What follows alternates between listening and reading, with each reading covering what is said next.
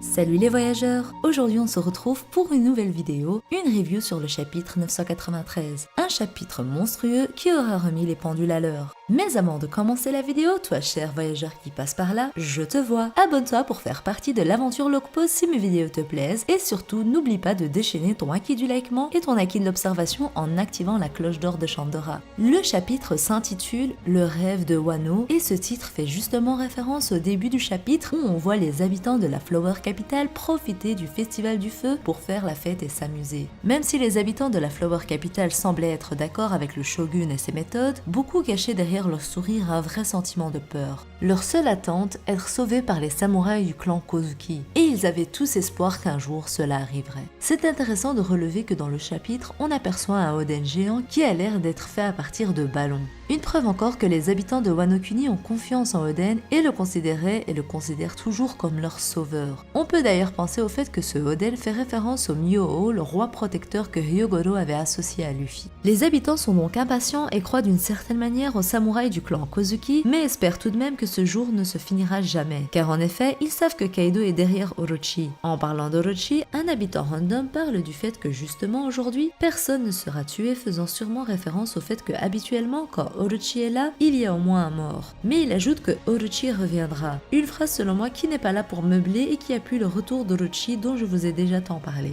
En effet, Orochi a eu la tête coupée par Kaido, mais pourquoi nous avoir présenté un Orochi avec un fruit du démon, et plus particulièrement le Yamate no Orochi, si c'est pour qu'il meure sans même en faire étalage de ses pouvoirs. On l'a vu que 2 fois se transformer dans sa forme Zoan, mais il n'a rien fait de plus. Ne pensez donc pas que Orochi se serait fait avoir aussi facilement sans utiliser son pouvoir qui justement lui permet d'avoir plusieurs têtes. S'il a été décapité alors qu'il possède le fruit du Yamate no Orochi, dragon à 8 têtes, c'est bien pour nous montrer qu'il n'est pas mort et qu'il fait son plan de son côté en espérant pouvoir reprendre la place du shogun quand les 2 camps se seront entretués. Alors oui, il n'a pas le pouvoir de l'hydre, monstre mythologique qui se voit repousser 2 têtes si on lui en coupe une. Mais pour vaincre le Yamate no Orochi des légendes japonaises, il faut lui couper ses 8 têtes, chose qui n'a pas lieu ici, Orochi n'ayant qu'une tête coupée. Il lui reste donc 7 têtes à couper pour le tuer. À nouveau cette phrase, bien sûr, Orochi reviendra, veut tout dire. Orochi reviendra et il attend le moment opportun pour le faire. Le chapitre continue à Onigashima et principalement au banquet où on voit les samouraïs qui ont été attaqués par Queen se transformer en une sorte de démon. Zoro et X-Drake assistent à la scène d'ailleurs alors qu'ils étaient censés se battre contre Apu. On peut donc se dire que probablement Apu a déjà été vaincu par les 2 supernovas qui se sont alliés et que dorénavant ils peuvent se concentrer sur Queen qu'ils ont en face d'eux.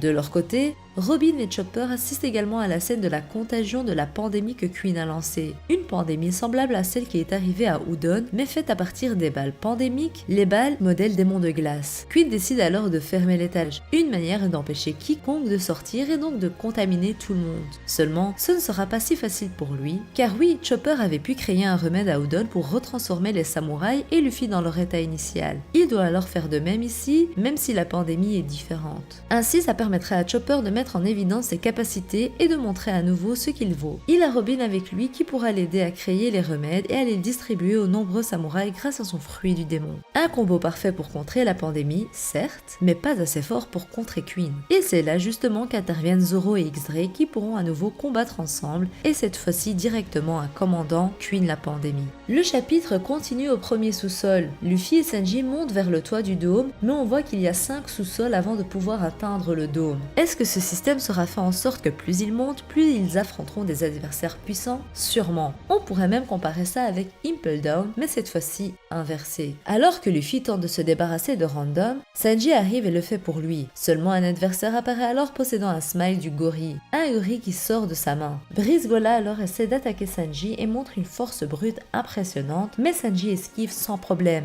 Pendant ce temps, Luffy aperçoit d'autres adversaires à l'arrière et souhaite aller se battre contre eux, mais Sanji l'arrête et s'énerve en lui disant de ne pas se battre parce qu'il doit garder ses forces pour vaincre Kaido. Luffy lui dit alors qu'ils sont trop nombreux et que ça va prendre du temps à Sanji, mais ce dernier lui dit qu'il n'en a que pour 10 secondes, mais Luffy enchérit en disant que lui n'en avait que pour 3 secondes. Seulement pendant leur conversation apparaît alors Jinbei de l'étage d'au-dessus, en enterrant donc les ennemis sous les décombres du plafond. Badass comme d'habitude, Jinbei apparaît et leur dit qu'il est celui qui va les amener sur le toit du dôme, vu qu'ils doivent économiser des forces. Sanji s'énerve et lui demande pourquoi il dirige alors que c'est lui qui a amené Luffy jusqu'ici. un peu de rivalité dans l'air. Sûrement venant de la part de Sanji, mais pas de Jinbei qui n'en a clairement rien à faire. Bref, Jinbei et Sanji sont donc ceux qui vont diriger Luffy et qui vont prendre tous les futurs ennemis qui s'interposent. Du moins, ça c'est leur plan. S'ensuit alors Baoréen qui observe via un chat noir l'avancée de Shinobu et de Momonosuke. King est celui qui lui a demandé de les retrouver pour pouvoir les tuer. En effet, ils appellent les Tobiroppo et expliquent que c'est une nouvelle révolte du clan Kozuki et que leur but est de rendre le trône du shogun à Momonosuke Kozuki. Il ordonne donc aux Tobiroppo de tuer Momonosuke et de lui apporter sa tête, ainsi l'esprit combatif des samouraïs s'évanouira. C'est une mode technique de la part de King qui est stratégique. Pour les pirates, c'est une autre histoire. En effet, s'ils combattent, ce n'est pas pour remettre Momonosuke sur le trône, ils ne seront donc pas affectés comme les samouraïs et continueront leur combat. Mais perdre la force des samouraïs, c'est perdre une grande partie de leur force alliée. Mais bon, ça ne va pas arriver, Momonosuke ne va pas mourir.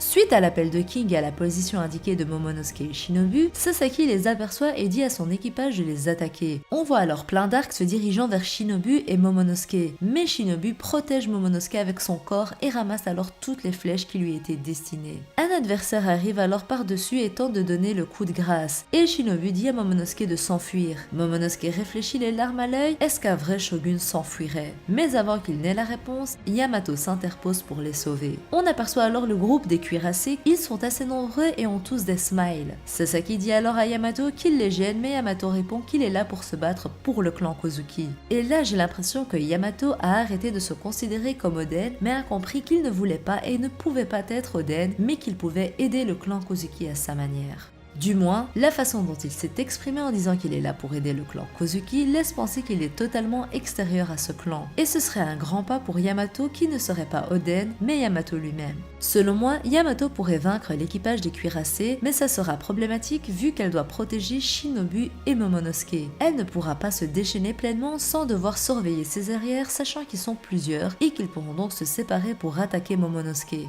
Un combat donc qui s'annonce compliqué, hormis si quelqu'un vient l'aider. Mais qui pourrait aider Yamato? Pourquoi pas Franky ou Brook, qu'on n'a pas vu dans ce chapitre? Résumons, Luffy, Sanji et Jinbei sont au premier sous-sol. Zoro, X-Drake, Robin, Chopper sont bloqués avec Queen. Usopp et Nami étaient aux dernières nouvelles contre Ulti et Page One. Il ne reste donc plus que Brook et Franky qui n'ont pas d'ennemis directs. Soit l'un des deux rejoindra Yamato, soit les deux viendront l'aider sachant que Black Maria est encore dans le château et qu'elle n'est pas sortie de son quartier. D'ailleurs, un combat entre Franky le cyborg et les cuirassés ne serait pas mal. Le chapitre continue sur le toit du dôme d'Onigashima. Kaido est au sol, blessé. Les fourreaux rouges se dirigent alors vers lui pour lui trancher la gorge. Ils savent que ça ne va pas être facile, mais il faut tenter le tout pour le tout. Seulement, Kaido est conscient et se lève. Il dit alors qu'il a vu l'ombre d'Oden au travers leur détermination. Ça ne leur a pas dérangé donc d'être tué sur le coup. Il dit alors que chaque fois que la blessure faite par Oden le relance, il se souvient du passé, de quand Oden lui a tourné le dos à cause de la vieille dame qui a pris l'apparence de Momonosuke. Mais toutefois, ils ne sont pas Oden, et selon Kaido, jamais un samouraï aussi monstrueux que lui n'apparaîtra. Il dit alors que ce n'est pas avec une telle force que sa blessure de l'époque se réouvrira. Et il dit clairement qu'avec eux ça n'arrivera jamais, réduisant donc les espoirs à néant que les fourreaux soient assez forts pour réellement le blesser. Il utilise alors une attaque avec un souffle enragé, une attaque avec des lames d'air qui a coupé en un instant le bras de Okiku, une attaque qui peut fendre l'air et surtout qui a choqué les fourreaux au vu de l'état dans lequel est Okiku et principalement son frère Izo et Kinemon. Une manière claire de nous montrer que Kaido n'a rien révélé de sa puissance et qu'il n'en est qu'au début. Et rien qu'avec son souffle coupant l'air,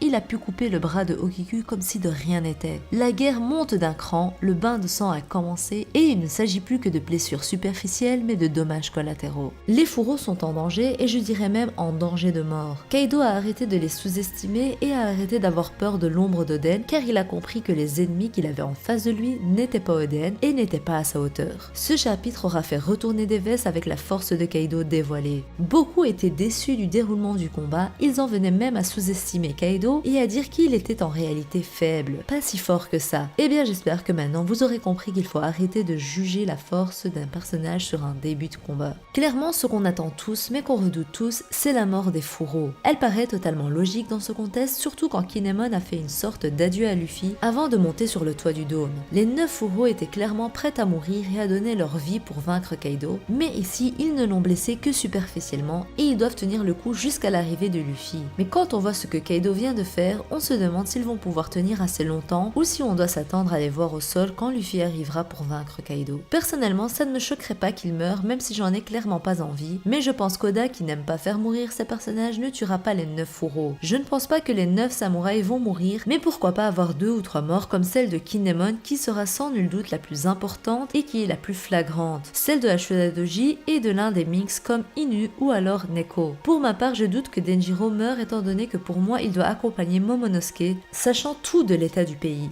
Kawamatsu vient juste de sortir de prison et il était le tuteur de Hiyori, donc je l'écarte aussi. Et puis le reste c'est juste une intuition, je ne vois ni Raizo, ni Okiku et encore moins Izo qui sera celui qui nous expliquera pourquoi Barbe Blanche n'est pas venue à Wano Kuni il y a 20 ans. Pour Okiku, ce serait franchement mieux qu'elle ne se fasse pas soigner pour son bras pour montrer tout simplement la guerre cruelle dans laquelle ils ont combattu. Mais selon moi, il est fort probable que Law la soigne en lui remettant son bras grâce au Ope no Mi. Marco quant à lui ne pourra pas y faire grand chose, il dit que ses capacités pour guérir les autres sont très limitées. Bien entendu, le fait que Kiku récupère son bras sera d'application si elle ne meurt pas et si Law non plus ne meurt pas. D'ailleurs, quant au futur combat, Kid et Law seront d'office de la partie pour vaincre Kaido, étant donné qu'ils ont tous les deux leur raison aussi de vouloir le tuer. Un combat entre les 3 capitaines Supernova et Kaido serait beau à voir, mais est-ce que ce sera suffisant? Sanji et Jinbei qui se dirigent avec Luffy vers le toit du dôme, est-ce qu'ils vont s'arrêter au 5e étage s'ils peuvent monter avec Luffy? Sûrement pas. Je vois bien personnellement Sanji devoir s'arrêter au 5e sous-sol pour combattre King et les ennemis ailés, tandis que Jinbei montera avec Luffy sur le toit du dôme.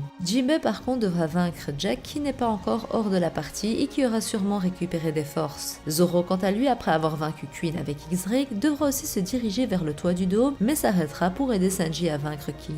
En vous donnant de potentiels combats, je m'en rends de plus en plus compte de l'iniquité du combat. Ils ne sont clairement pas assez nombreux pour faire face aux adversaires qu'ils ont en face d'eux, sachant qu'il reste Ruizu comme ennemi, et que Big Mom ne sera pas vaincu par Marco seul. Il faut franchement des renforts et j'espère que la flotte de Luffy sera bientôt là, ou qu'une Hancock est presque arrivée, sachant que dans cette équation, on ne parle pas de l'équipage de Big Mom qui est bientôt là également. Car oui, ils seront bien présents. Marco leur a dit que quand ils arriveront, les choses auront changé un peu, mais pas que tout aura changé drastiquement. Bref, clairement il est difficile de déterminer l'issue de la guerre pour le moment sans partie externe. Même si on sait que ça va se finir sur une victoire, comment vont-ils y arriver? Une question vraiment compliquée. Voilà, c'était tout pour moi et j'espère que la vidéo vous aura plu. Si c'est le cas, dites-le moi dans les commentaires. Et surtout, n'oubliez pas de liker la vidéo pour me le montrer. Abonnez-vous si ce n'est pas encore fait et activez la cloche pour ne rien rater. Sur ce, je vous dis à la prochaine et d'ici là, portez-vous bien.